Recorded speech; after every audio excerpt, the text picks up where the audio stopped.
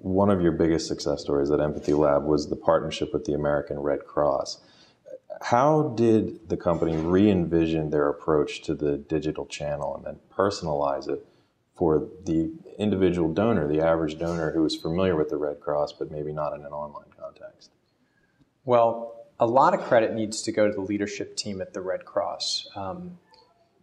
We had never worked in a significant way with a nonprofit previously, and we did not expect to run into a team who was so forward-thinking as this group, and who had, before they met us, made the decision to invest in some really significant technologies. They went with Oracle Commerce, or the ATG product, which is an absolute best-of-class e-commerce platform, which one of the strengths of it is the merchandising tools and the personalization capabilities. So this is top of the line. This is what Best Buy uses. This is what, the top retailers in the world will use this platform. So here's a nonprofit, and they're adopting it. And so that said, wow, these guys are serious. And so this is a pretty large and complex organization. It's made up of over 600 chapters nationwide, and they do a lot of things that you wouldn't necessarily associate with them. So I personally thought of the Red Cross as they want my blood, and if there is a fire, they're going to bring donuts, coffee, and blankets. Right. They do a lot more than that, and actually they've got an incredible facility on predicting and preparing for national disasters, down to very individual tragedies like a home fire.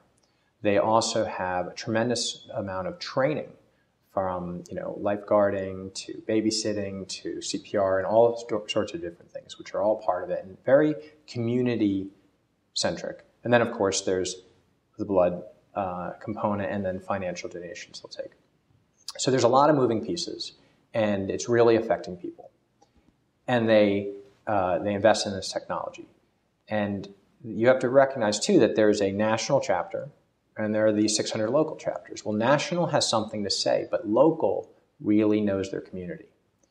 So off the bat, we knew that we were looking at a multi-site framework with a strong content management system, powering, very tailored experiences based on geography that would have different levels of governance to allow the people who are feet on the street in a region to publish and contribute, but also allow national to assure a certain level of consistency and also be able to deliver messaging.